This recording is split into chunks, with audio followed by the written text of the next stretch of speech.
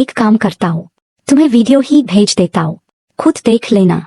तो वह बेचारा शर्मिंदा हो जाता है और कहता है, मैं तो सिर्फ यह पूछ रहा था कि आप कंफर्टेबल तो थे। तो वह कल रात के बारे में सोचने लग जाता है और कहता है, जितना कंफर्टेबल मैं कल रात था पहले कभी भी नहीं हुआ।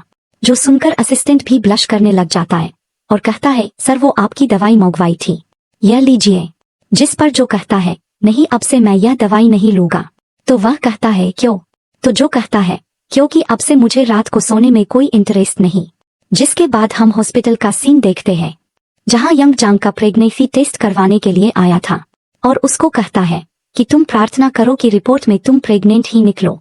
और तभी डॉक्टर वहां रिपोर्ट लेकर आती है, जिसको देखकर जांग डॉक्टर से पूछती है, डॉक्टर क्या मैं प्रेग्नेंट हूँ?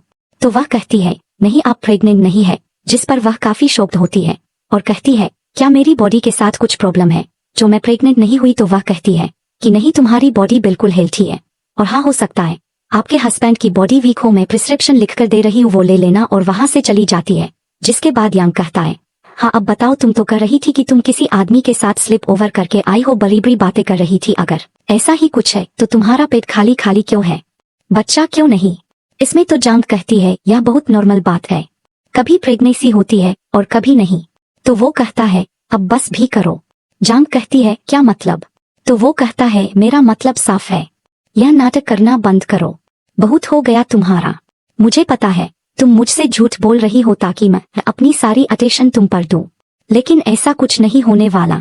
तुम मेरी अटेंशन पाने के लिए चाहे जो भी कर लो, मैं तुम्हारी बातों में नहीं आने वाला।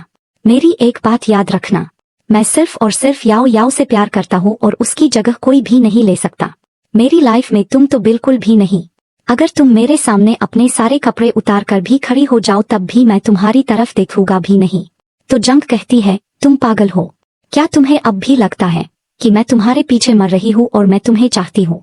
मेरे दिल से तुम उस दिन ही निकल गए थे जिस दिन तुम्हारा किसी और से संबंध मुझे पता चला था, और मैं तो डिवोर्स चाहती हूँ।